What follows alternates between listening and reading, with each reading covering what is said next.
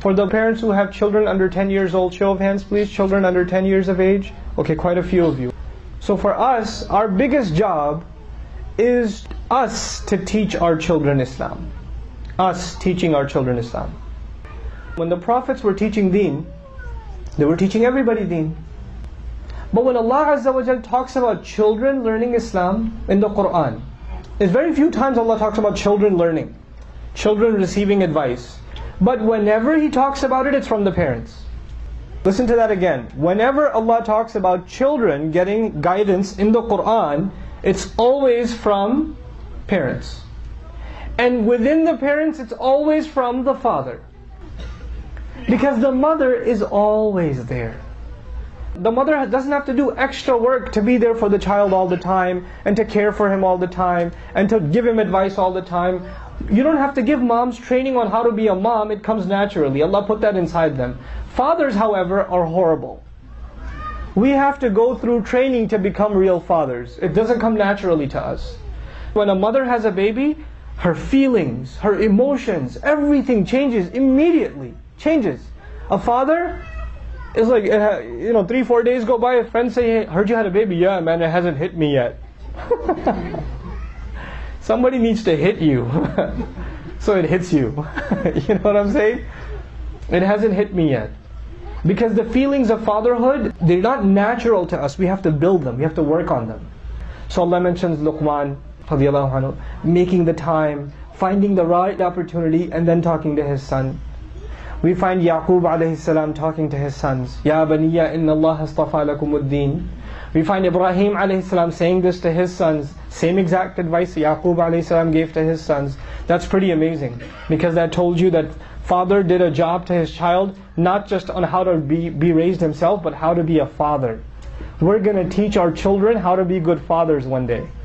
Because Ibrahim taught Ishaq, and Ishaq taught Yaqub. And what does Quran say? Ibrahim and Yaqub, meaning grandfather and grandson, said the same exact thing.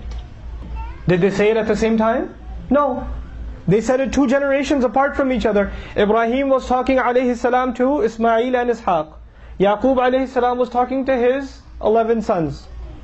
But they said exactly the same thing. وَوَصَّى بِهَا إِبْرَاهِيمُ بَنِيهِ وَيَعْقُوبُ يَا بَنِيَّ إِنَّ اللَّهَ اصْطَفَى لَكُمُ الدِّينَ فَلَا تَمُوتُنَّ إِلَّا وَأَنْتُمْ مُسْلِمُونَ. That's incredible. That Allah says the grandfather and the grandson gave the exact same advice. Why? Because the tarbiyah was passed down, not just on how to be a good son, but one day how to be a good father. How to be a good father. That's the kind of tarbiyah. In other words, we're going to be giving tarbiyah to our children even when they become fathers. Even when they get older, we're going to give them advice about raising children. And they're going to see that from us. And if we do our job right, we're going to look back. A lot of parents, they were abusive. A lot of parents were abusive, and they yelled at their children, and they insulted them, and they put them down, and all these kinds of things. And so when they have children, they say, I'm going to be different from my father. I'm not going to be like my dad. I'm going to love my child. I'm going to be this way, that way, or the other way. We end up being exactly like our fathers, whether we like it or not, in one way or another way. But here what we're learning is the power of generation after generation if you do your job right with your children. If you do your job right. And by the way, another important question. Are Ibrahim's children the same quality as Yaqub's children? Who are Ibrahim's children alayhi salam? Ismail, Ishaq. Who are Yaqub's children? Yusuf alayhi salam, Binyamin, and the rest of the brothers. Same quality or no? No. But the advice is the same, right? The advice is exactly the same. How come? What Allah is telling us, teaching us here is, it doesn't matter if you have easy kids or difficult kids, you have to do your job. There are some parts of parenting that don't change at all. Other things have to change. Other things have, but this part of parenting will not change at all. You have to give your children the teaching of deen. It will come from you. It will not come from a qari sahab. It will not come from the imam or the khatib. It will come from you. The first thing I want to share with you is that Allah went out of His way to say, إِنَّهُمْ فِتْيَةٌ. They are no doubt young people. آمَنُوا بِرَبِّهِمْ. That believed in their master. Allah highlights their youth. This is important because today when we talk about youth, we talk about the problem segment of our society. The youth are doing drugs. The youth are into filth on the internet. The youth are into popular culture. The youth are losing their faith. The youth are confused. The boys are liking the girls too much. You hear the word youth, you almost make it synonymous with problem. It seems like they are the weakest link in our community. Let me tell you something.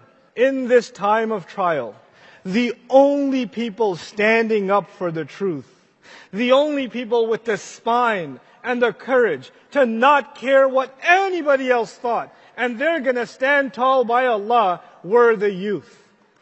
They were the youth. They are not our weakness. Young people are not our weakness. Young people are our strength. When a young generation goes back to the book of Allah, the world changes. The map of the world changes.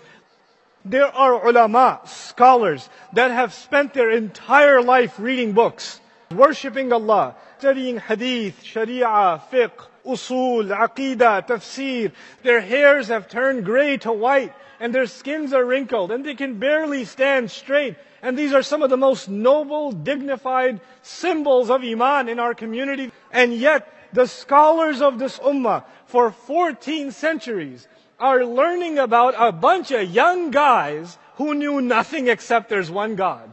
These scholars wrote books and articles and papers and reflections on the lives of these not knowledgeable, not scholarly, no ijazah and any tajweed young men. This is the power of iman. We don't glorify credentials. We don't glorify the appearance. What Allah glorifies is the faith you can stand by. If you can stand up to pressure, then these young people can become heroes to scholars, not the other way around. Subhanallah. The way the story is told, guys, it's so beautiful. There are going to be 4 ayat of introduction. The first of them, إِذْ أَوَى الْفِتْيَةُ إِلَى الْكَهْفِ. The youth turned for refuge to the cave. The second ayah, the ayah right after that, Allah says, فَضَرَبْنَا عَلَىٰ آذَانِهِمْ. The second ayah is Allah made them go to sleep. The third ayah is ثُمَّ بَعَثْنَاهُمْ لِنَعْلَمَ أَيُّ الْحِزْبَيْنِ أَحْصَى لِمَا لَبِثُوا أَمَدًا. Then we brought them back to life so they could ask each other how long they stayed. And the fourth one, and probably the most important one, is نَحْنُ نَقُصُّ عَلَيْكَ نَبَأَهُمْ بِالْحَقِّ. We are telling you their story for actual purpose. It's not a story for your entertainment, it is a story with real purpose. The next few ayat are going to be, what happened? How did Allah put them to sleep? وَنُقَلِّبُهُمْ ذَاتَ الْيَمِينِ وَذَاتَ الشِّمَالِ وَتَحْسَبُهُمْ أَيْقَاظًا وَهُمْ رُقُودٌ. You would think they're awake, but they're asleep. Allah will explain what that sleep looks like. Then Allah describes how they woke up. And when they woke up, what happened? لِيَتَسَاءَلُوا بَيْنَهُمْ. They started asking each other questions. I'll give you some lessons from that, because that I think is one of the coolest parts of the story.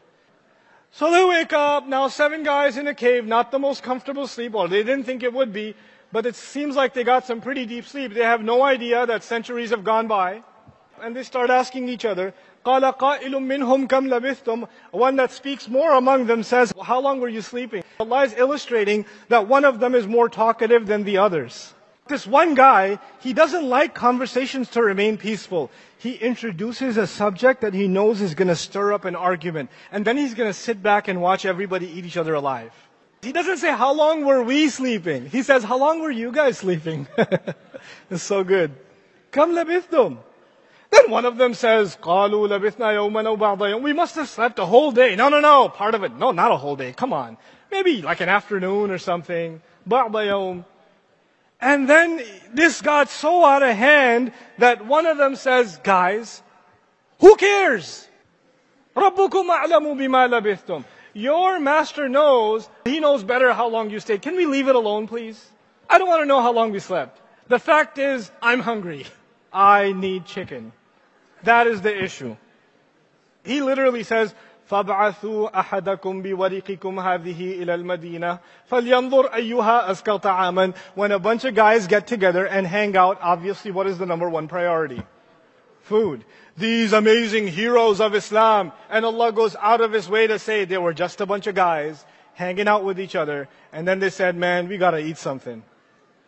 And we need to find the right guy among us who's going to make the most of this money that we've pooled together. He's going to go to the right restaurant and order exactly the right amount. Don't give it to this guy. He's only going to bring 4 bags of ketchup and nothing else.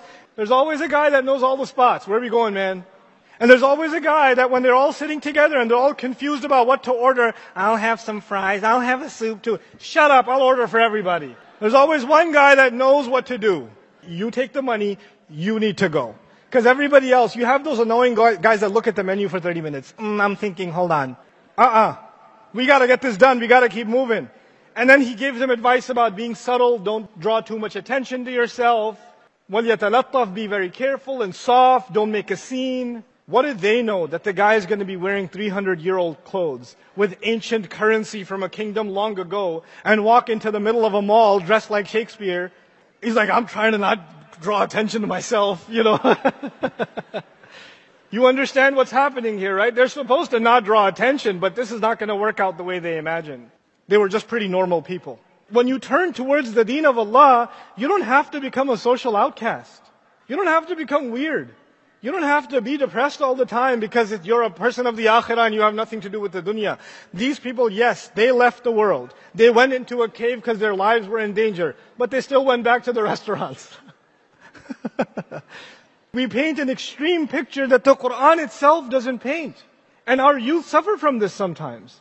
They feel like becoming serious about Islam must mean you can't have a life anymore. You can't have friends anymore. You can't have a personality anymore. You have to drop all of those things. Please. It's such a beautiful religion. It brings color to your life. It gives you reason for joy. It's not a reason to be depressed. We're continuously on the defensive. I'm tired of it. I'm tired of it, personally. We don't have to constantly explain ourselves. You know, that's a really easy strategy that was employed even at the time of the Prophet ﷺ. Keep asking him all kinds of questions. Just keep him busy answering those questions. If he's constantly answering your questions, he'll never get around to asking you any questions. Some Jews of Medina, so who brings you revelation? Jibreel? Oh, okay, that's interesting. Who are these people of the cave? Oh, okay, you know who they are? Alright, okay. What's the ruh? What's the ruh? Oh, you got an answer for that too? Okay. How come sometimes a boy is born and sometimes a girl is born? And if he answers that, what are they going to do? Ask another, and then ask another, and then ask another. And you'll be explaining yourself? So Allah answered a few.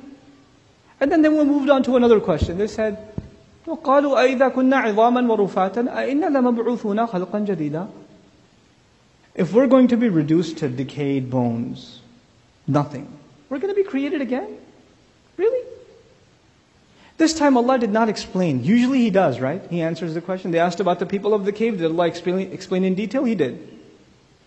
When they asked about, Jibreel alayhi salam, Allah explained in detail. This time Allah drew a line. قُلْ كُونُوا حِجَارَةً أَوْ حَدِيدًا أَوْ خَلْقًا مِمَّا يَكْبُرُ فِي صُدُورِكُمْ. Tell them, forget bones and decay, turn into rock, turn into metal. Allah will bring you back anyway. Which basically means shut up and get lost. I'm done answering your questions. Go ahead, turn into whatever you want, Allah will bring you back. Or whatever your imagination can come up with that is even harder to mold. Go ahead. أَوْ خَلْقًا مِمَّا يَكْبُرُ فِي صُدُورِكُمْ. Then so who's going to bring us back? فَسَيَقُولُونَ مَنْ يُعِيدُنَا قُلِ الَّذِي فَطَرَكُمْ أَوَّلَ مَرَّةٍ. Tell them the one who got you back the first time. Now get lost. Straight answer now. We have to see the fluff for fluff. We have to see through that. Not just for the sake of others, but for our own youth. We need to build a confidence into our youth as part of our education of them. If we don't do that, we will be paying the price for that in the next 10 years. I say that very fearfully as I say this to you.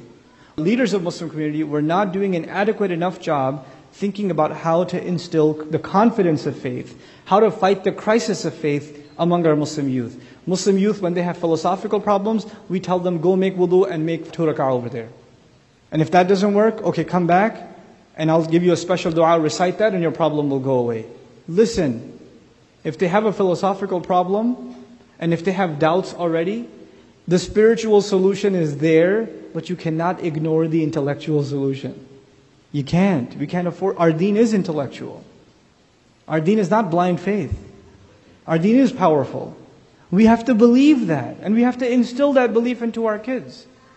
Especially at a time where everybody thinks they've got something on Islam. They've got a reason why Islam is wrong. Everybody.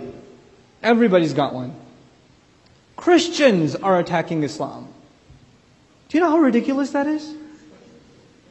Do you understand how absurd that is? I live in the South, right? Or close enough. I live in Texas. And I drive around in the South a lot. And my hobby is listening to Christian talk radio. That's what I do. When I'm on a road trip, I listen to Christian talk radio. And most Christian talk radio is about Islam. Because they have nothing much to talk about within, you know. So it's just, these Muslims, their Quran, you know, thinks that we're doing shirk. Us believers are doing shirk. And we've got a Quran expert here who's going to explain everything to us. You know, and then they'll have their whole show. And I'm listening to this stuff and I'm laughing my head. It's such good comedy. It's quality comedy. Except when they talk about the contradictions in the Quran and its grammatical mistakes. Right? When they talk about that stuff, I'm sitting there laughing and at the same time I start crying. Because somewhere there's a Muslim listening to this who has no foundation in faith, and he's listening to this and saying what to himself or herself? Oh my God, that makes sense. They're onto something. They got us. You know? We haven't been able, we haven't yet done our job planting the right seeds. That's my only premise. That's my only point. And we have to do that at an early age. And you know, forums like YM and programs, like regular programs like YM, where youth get together and have company of each other, these are components of building confidence in your faith, because you're around other people that have similar confidence. Confidence feeds confidence. That's one part of it. But now we have to think even further. And we really have to give some serious thought on how to develop these kinds of institutions and how to evolve our current institutions and make them ready for these real challenges that are coming, and see the symptoms for symptoms and see the actual disease that needs to be attacked. Most of the time we talk about the symptoms, we don't talk about the disease. Support our mission to provide free education worldwide. With just $10 a month, you can help us thrive and remain accessible to all forever.